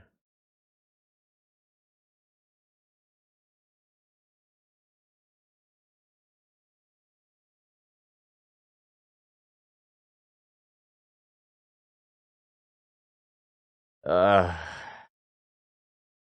that's brutal.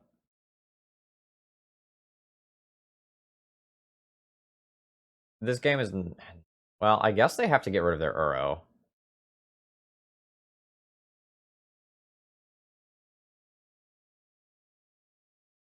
I don't think I want to redraw a Vault Scourge. Go ahead and sacrifice.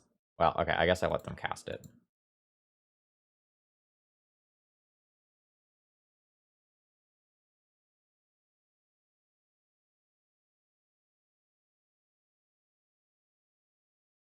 And I think I want to redraw a Ravager at some point this game. I'm fine with that.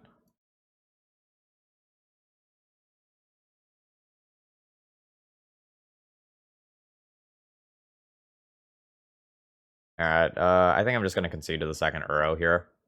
Like, I could play this game out for the next 20 minutes and, like, try to fight through that, but I think I am close enough to dead to that second Uro. Like, they go back up to 9. They have, like, 8 cards in hand. Like, eh.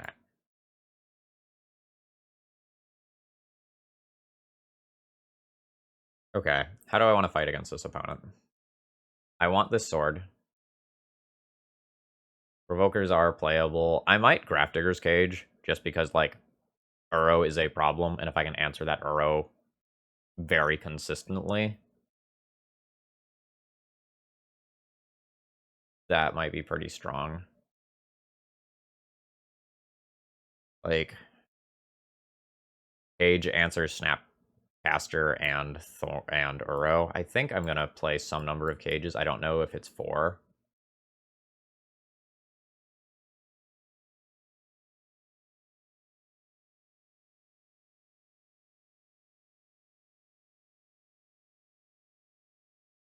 This is another way to get an Uro out of play, but otherwise it's a bad 3-2.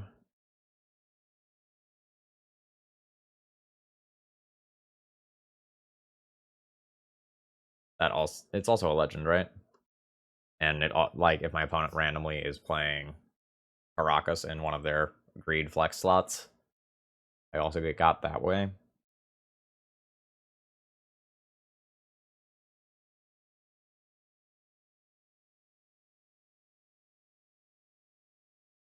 Let's junk that. Revokers are worth consideration.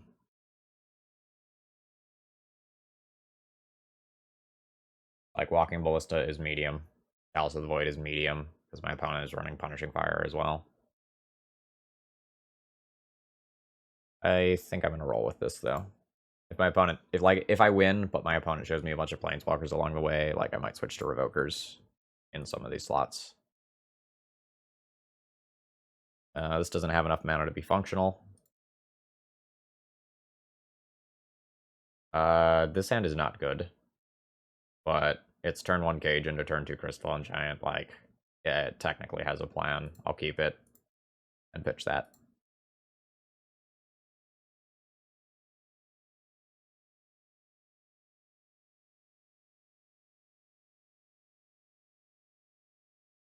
I don't like playing the Cage out, like, quite this early. This is, like, not my idea of a primary turn 1.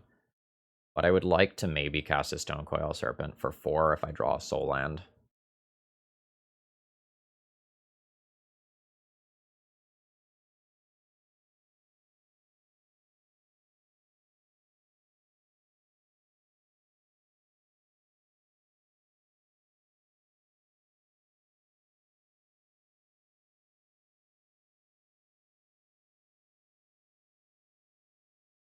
Okay?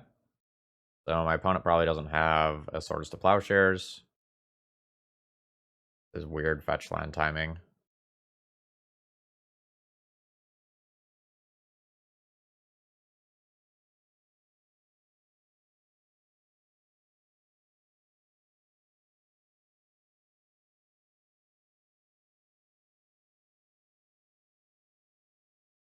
Alright, these need to be in play to accrue advantage over time. If I get Terminus again, I get Terminus again, but like my play pattern, the play patterns of this deck don't really allow me to play around Terminus very safely.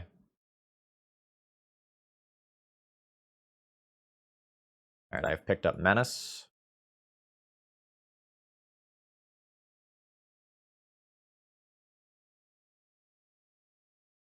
All right. My first two threats have been answered, unfortunately. Lothus is very good. Crystalline Giant, also not bad. I'll take the third one.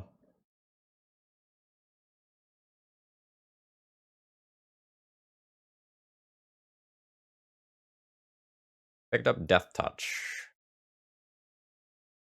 I really just want Evasion, though.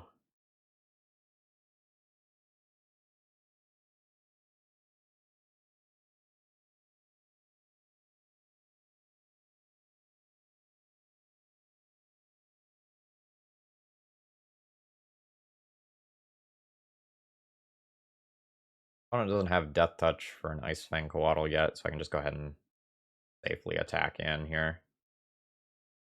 Always yield to that. Grab the +1/+1 counter.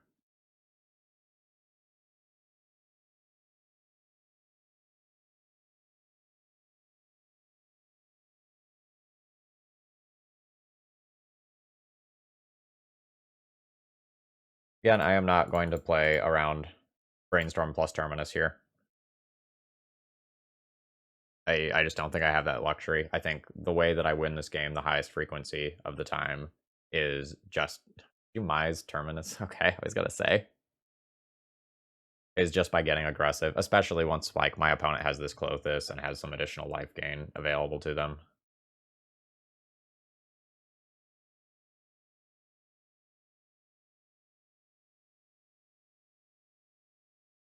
Yep.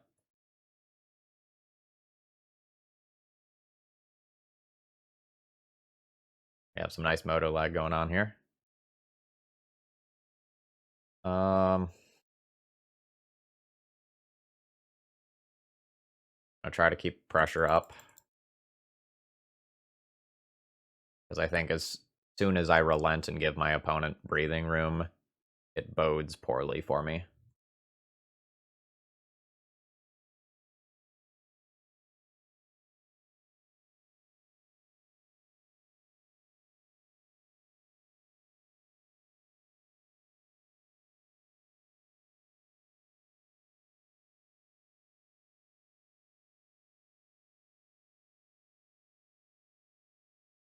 I'm playing that. I don't really want to play that, but I'm playing it.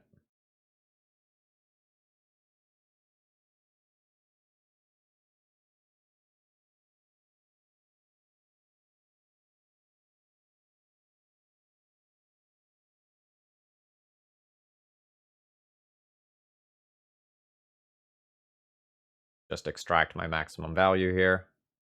Or try to.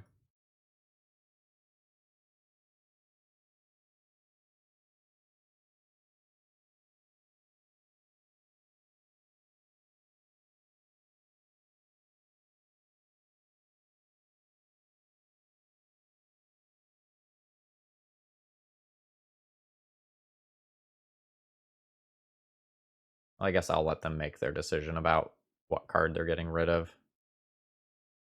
They've gotten rid of a Force of Will. I'll ping the Vendilion, click down. That's fine.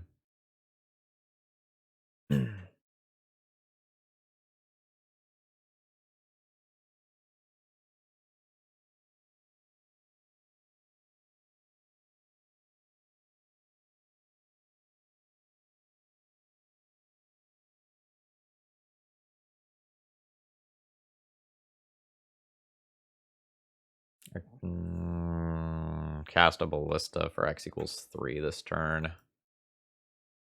That's fine. But I'm going to make my attack first.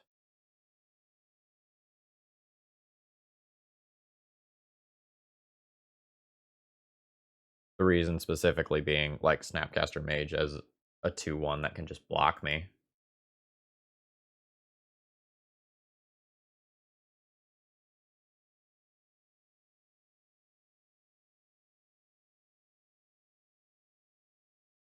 This resolves. My opponent is effectively at 11. Nice.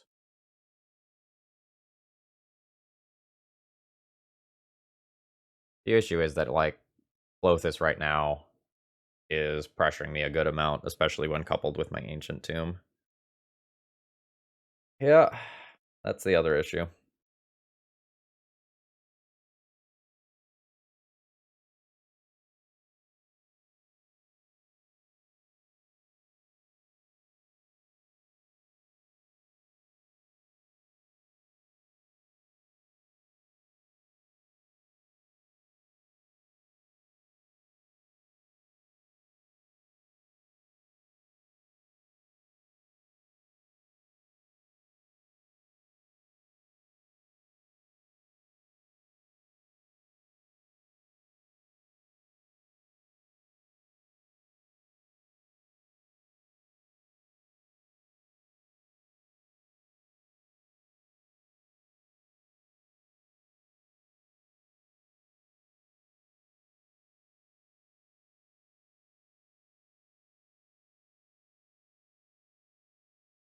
A little late.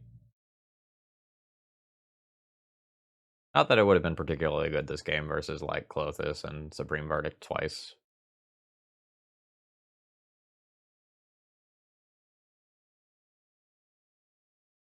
But it's something. Like, if I can hit 3 or 4 times with this.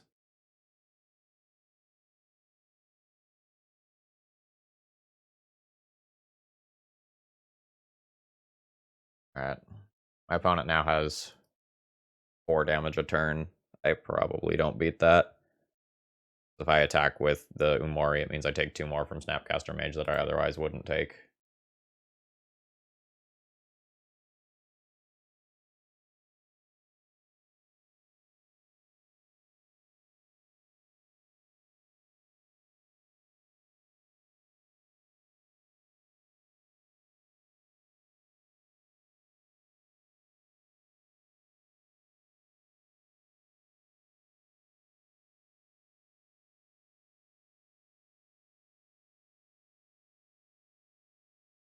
I don't think I can tap this Ancient Tomb for Arcbound Ravager and hope to win.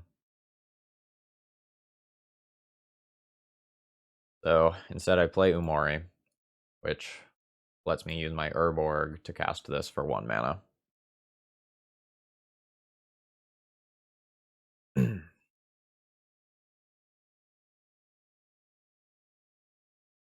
I theoretically have enough damage to fight back against my opponent's Lothus. But I don't really know how to deal with the Snapcaster Mage in addition to that without top decking another artifact. Alright,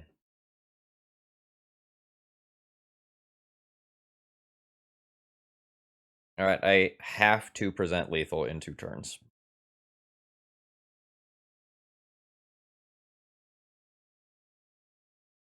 I can sack all of my artifacts and be attacking from 5 for 5. That puts my opponent to 11. They can go up to 13 on their turn. I can have 9 damage inboard, of which Snapcaster Mage blocks most of it. So if I go mostly all in on Ravager this turn, I could, like, top deck Walking Ballista next turn, ping Snapcaster Mage, and maybe get there. The issue is that if I sacrifice my artifacts, it turns on my opponent's removal.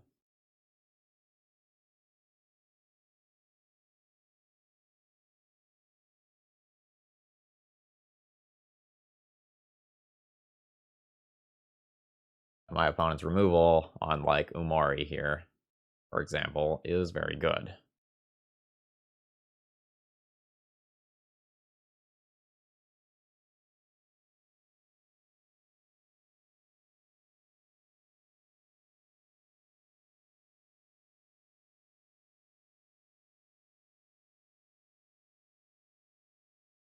Alright.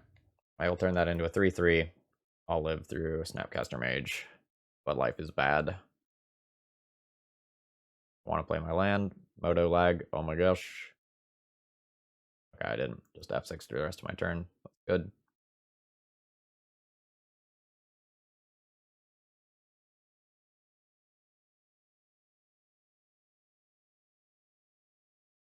I have 9 of 18 required damage. Top deck has to be hot. My opponent also can't have Punishing Fire.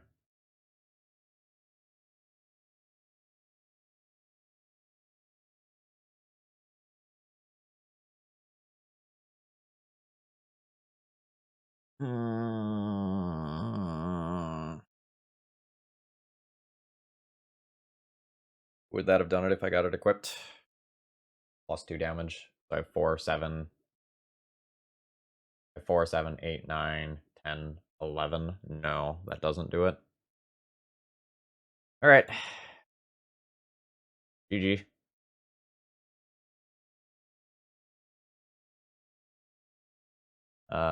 I think we got an exceptionally poor set of matches for this deck.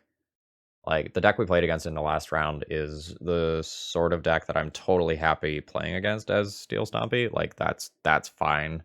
But the Stoneforge Mystic decks, the Dark Dip decks, the Show and Tell decks, like, those are all, like, maybe I don't want to go so far as quite favored, but, like, certainly favored against me. I don't really feel super comfortable jamming Chalice decks right now, if I'm being honest, after playing in that league. Uh, like, that was a brutal set of matches. Overall, I don't feel overwhelmingly good about this deck right now. I like the way the main deck is constructed. Maybe minus this card. Like, maybe you just want no black cards in game 1. Like, you just want access to this. Like, that's why you're playing the companion thing in the first place. I could maybe see that. Kind of want a cranial plating in this list somewhere. Like, equipping cranial plating on Vault Scourge if you're going to, like, have some black mana is totally reasonable. Putting it on Crystalline Giant is very good. I don't like the sideboard of this deck. Like, you don't have options for sideboarding. Like, you have very specific axes that you can fight on, and you have almost no flexibility. And I like the flexibility in planning out how I'm going to attack a matchup. And here it was kind of like, all right, I bring in 4 copies of this, or 3 copies of this, or 3 copies of this, or 3 copies of this. And there are going to be some times where you don't quite hit on, you don't hit on having a good avenue to attack your opponent, and you suffer because of that. I really like the presence of Sword of Truth and Justice in the sideboard of this deck. I think that was a good swap on my end before this league started. Like, we played against 3 different Swords to Plowshares decks, and I think the power that this offers in terms of both its ability and the protection is definitely something that's worth exploring. But overall, I feel like this deck list is a little bit underpowered right now. Maybe I'll set this one on the back burner and come to it again later. All right, folks, I hope you enjoyed this video. It was a little bit shorter than normal, but hey, we don't mind powering through some leagues. If you made it this far in the video, please consider subscribing to the channel if you aren't already. Like and comment on the video. That sort of stuff means a lot and really helps me level up my content. Here's to 4,000 subs, which is hopefully happening sometime soon. See you later.